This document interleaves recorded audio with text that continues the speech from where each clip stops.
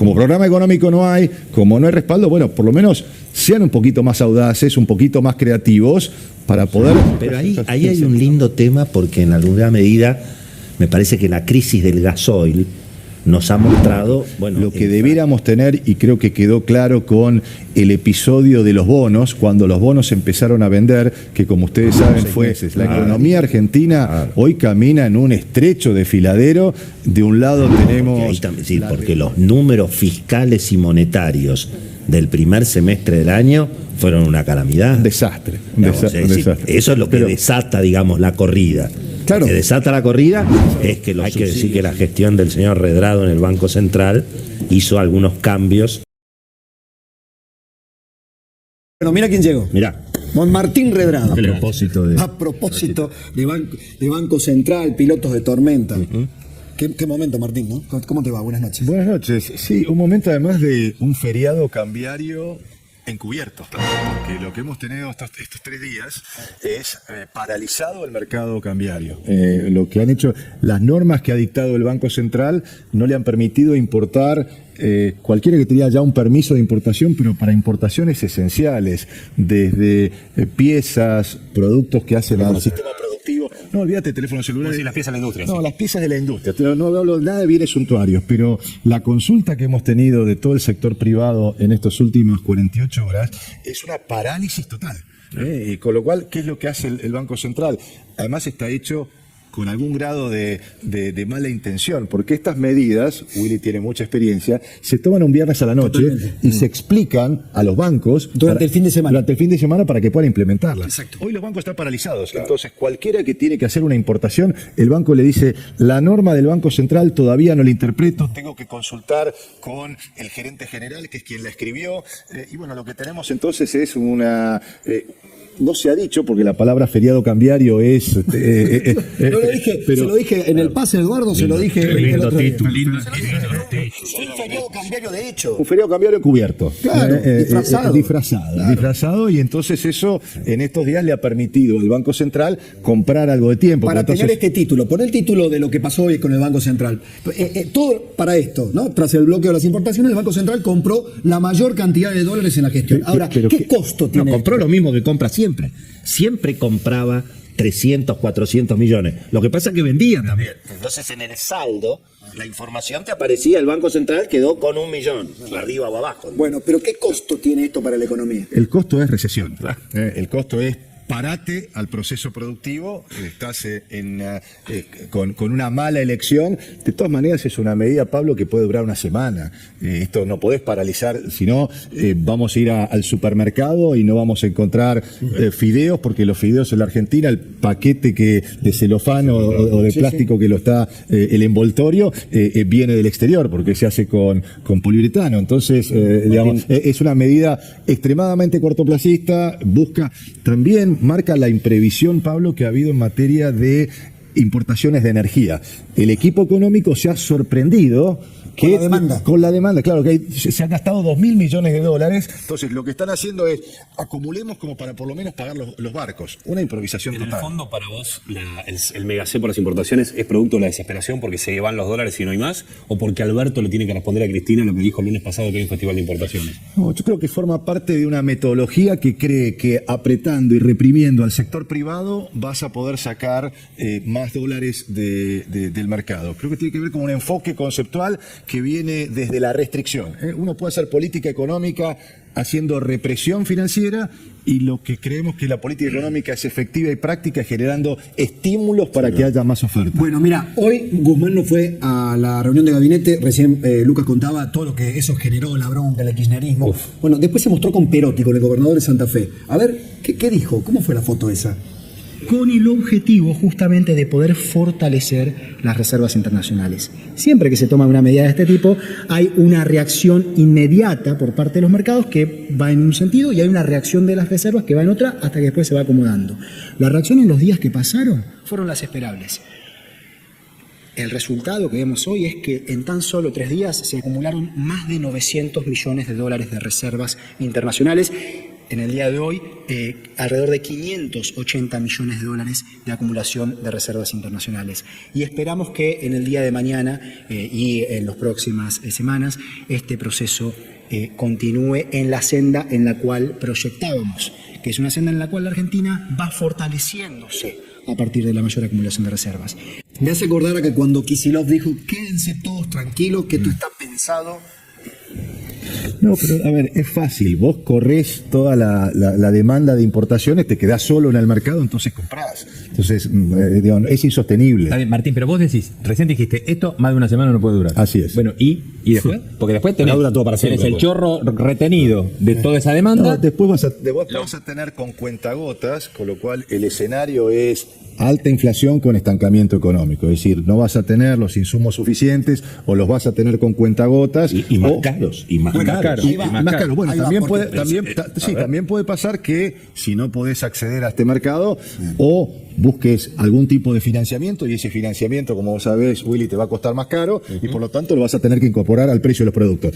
Estancamiento con mayor inflación. Ese es el resultado de esta política. Bueno, por eso, porque las empresas no pueden dejar de producir, pueden producir a un mínimo, pero tienen que sostener básicamente su funcionamiento. Por lo tanto, el financiamiento lo van a tener que buscar en otra parte y más caro. ¿Cuánto tarda en trasladarse a precio? ¿Eso se traslada a precio inmediatamente? Es inmediato, en 30 días. El traslado a precios es inmediato. Porque además, en una economía que no tiene precios, las expectativas son de siempre generar algún tipo de colchón que te permita, frente a esta incertidumbre, a esta imprevisión de la política económica, tengo que generar algún instrumento que me permita seguir comprando y seguir comprando a un precio que sea menor del precio al que estoy vendiendo. Es decir, que el costo de reposición de la mercadería que estoy vendiendo esté un poco por debajo del precio de venta. Si esto no se logra, lo que tenés es un parate. Pero además Para quería, que es, no, una cosa que es automático. Yo contaba lo de los pisos que fui a comprar el lunes, pedí un presupuesto y aumentaron un 20% hoy.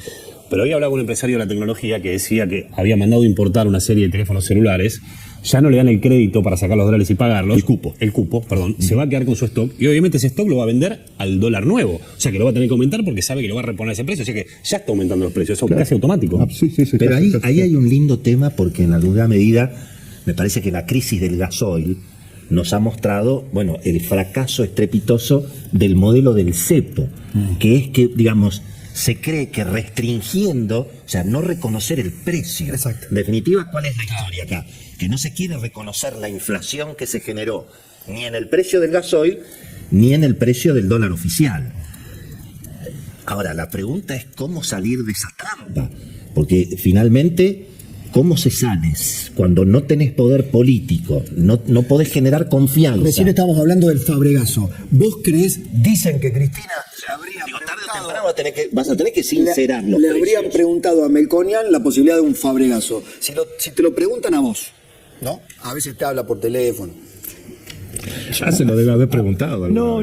Se ríe, capaz que se lo pregunta. No, independientemente de lo anecdótico, digo, ¿hoy ves posibilidades de una salida a los Fábregas, que es lo que tiene, por ejemplo, el kirchnerismo en la cabeza? No. ¿Por qué? Porque hay una diferencia fundamental con el 2014. Tenían 28.000 millones de dólares de reservas netas. Claro. Hoy tenés, con ahora los derechos especiales de giro, que nos acaba de girar el Fondo Monetario, que son papeles también para pagarle al fondo, un poquito más de 4.000, es decir, un 15% de las reservas que tenías en 2014, con lo cual no tenés espaldas para hacer eso en este momento, y yo impulso las medidas que generen más oferta de divisas. Creo que hay que ser más audaz en este momento y yo bajaría las retenciones a todas las exportaciones al incremento de exportaciones. Es decir, si tanto Exportás más, te bajo la retención. Claro, por ejemplo, vos exportaste 100 toneladas de trigo, las retenciones siguen igual si exportás lo mismo. Si exportás 110 sobre los 10 adicionales. Si en la producción industrial hacías rulemanes, hacías 100 rulemanes sobre unidades, no sobre valores. Si producías software, bueno, la producción de tantos programas, es decir, también en el sector servicio, al incremento. Esa es la manera de hacer política económica, con estímulos, Eso con es incentivos. incentivo, no represión. Claro, hay dos maneras. Esta gente cree que es con represión. Con represión cada vez tenemos menos reservas. La clave es hacerlo con estímulos. Obviamente lo mejor sería dentro de un programa económico. Como programa económico no hay, como no hay respaldo, bueno, por lo menos sean un poquito más audaces, un poquito más creativos para poder incentivar la oferta. Ahora, hay un tema político acá innegable. Recién decíamos antes que llegaras que la cuestión es la política estúpido, diría el asesor de Bill Clinton. ¿Qué armado político imaginás vos en este estado del frente de todos, con la oposición? Hoy se conoció ayer el comunicado del radicalismo, ¿no? El radicalismo que dijo, la pelea interna está llevando al naufragio a este gobierno y nos está arrastrando a todos. Carrió hizo declaraciones anoche aquí en La Nación Más con José del Río, ¿no? Hay como un diagnóstico de naufragio final y falta un montón para el año 2023. ¿Qué armado político imaginás? No para las soluciones de fondo, sino para un parche que les permita llegar.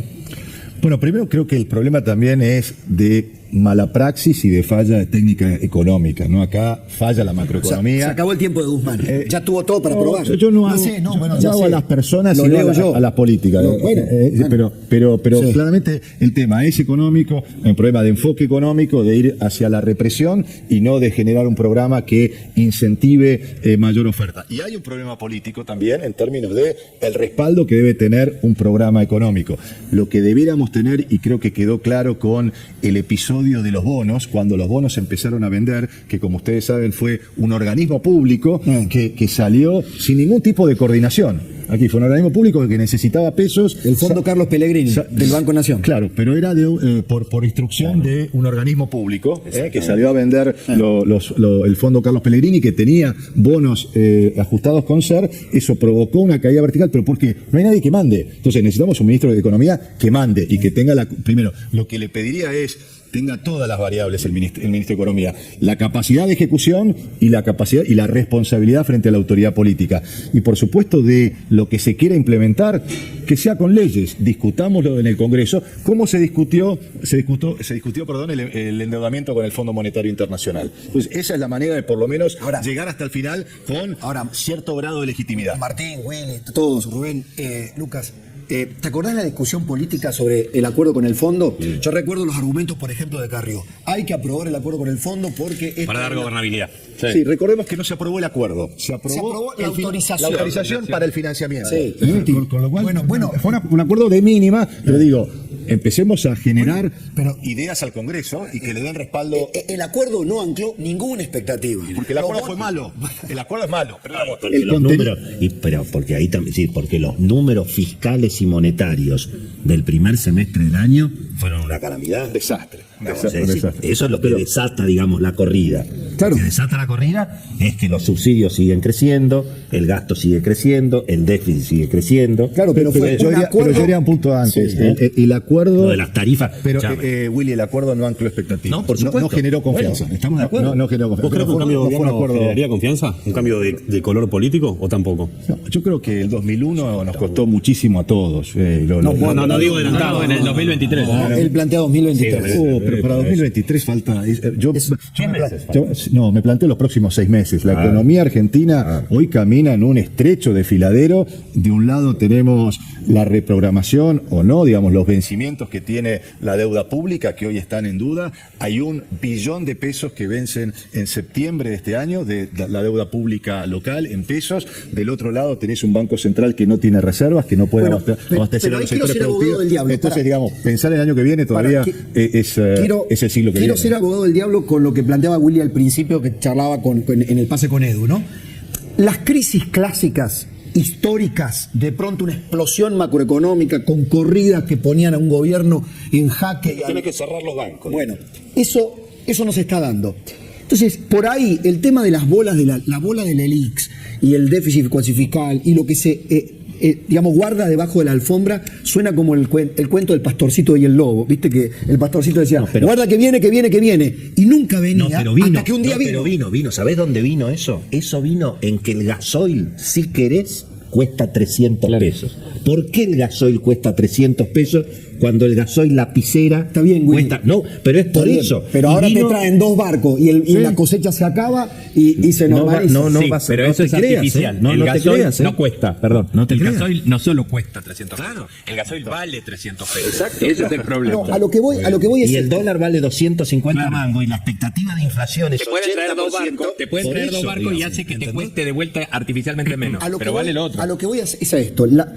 La mala praxis política argentina, digamos, indicaba que los arreglos siempre se hacían en las malas. O sea, tenías que ir a la debacle para ordenar las variables. Bueno, claro. Y como eso no está ocurriendo en la manera en que antes se conocía, la pregunta es, de hecho, Macri cuando asume, una de las cosas que dijo, no blanqueamos el balance, tratamos de enderezar el avión, no hubo conciencia de la crisis que heredábamos y mirá lo que pasó. Digamos, ¿qué te parece un evento ordenador? ¿Cuál es el evento ordenador que va a haber para decidir o para que la sociedad acepte finalmente una reforma estructural o las reformas estructurales? En el corto plazo, uno solo, la brecha cambiaria. Claro. Si uno mira el cepo, ha tenido hasta ahora un comportamiento, un piso en la brecha cambiaria de un 70%, un techo de un 120%. Si la brecha cambiaria supera un 120%, vamos a estar en ese escenario. O sea, ¿vos crees que es posible que el gobierno reaccione y haga algo? Yo creo que la realidad te lleva a reaccionar y a lo que se refiere a Pablo, a los eventos históricos, ha sido o la disparada de la inflación o una crisis de deuda o una disparada del tipo de cambio. Rodrigazo, hiper o 2001. O te doy los casos mejores, donde hubo soluciones. Surruil 1985, plan de estabilización, plan austral. Cavallo 1991, plan de convertibilidad. Labaña 2002, plan de emergencia económica y salida virtuosa con baja inflación y crecimiento económico. A los tres los precedieron en que la clase política llegó al abismo, ya sea por el tipo de cambio, recordemos, se fue en 2002 de 1 a 4, esta vez no va a ser el tipo de cambio oficial, es la brecha. ¿Qué elemento disparador? La brecha cambiaria. Una brecha que supere, a mi juicio, el 120%. ¿Un gobierno con 17% de imagen positiva puede hacer eso que estás diciendo? Pues todo lo que vos estás contando fueron en gobiernos que tenían un poco más de voluntad popular. Sí. Bueno, el de Alfonso, yo no vivía en... Está medido que los últimos 30 años el gobierno de Alberto es el que peor... 1985... Estábamos bravos. Hay mucha gente joven acá. Una última pregunta, yo estoy en el intermedio, así que estoy juego en los dos equipos. Una última pregunta. ¿Un plan Herman González, un plan Bonex? No. ¿No lo ves? No. Creo que sería una locura. Para, digamos, los que no son memoriosos dicen, ¿qué está diciendo Pablo? Un plan Bonex es al que tiene un depósito a plazo fijo a 30 días, le dicen, señor, te doy un papelito a 5 años. Eso traería una crisis política. Estoy seguro que los argentinos, que somos muy mansos, porque realmente no sé. Hay que decir que la gestión del señor Redrado en el Banco Central hizo algunos cambios que mantuvo, digamos, los dólares son dólares, los pesos son pesos. Y eso no es exactamente, con lo cual no debiera pasar eso, no es una solución. No miremos al pasado, miremos al futuro para buscar soluciones. Gracias, Martín. Placer. Gracias, Willy. No, gracias a todos. Gracias. Lindo verlo.